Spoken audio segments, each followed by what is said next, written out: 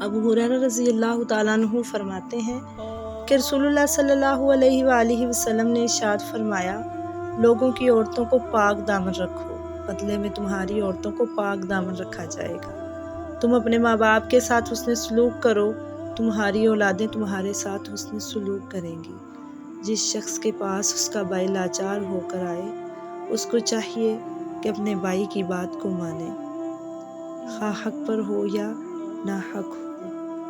اگر وہ ایسا نہیں کرے گا تو میرے حوض کوثر پر مجھ سے نہیں مل سکے گا۔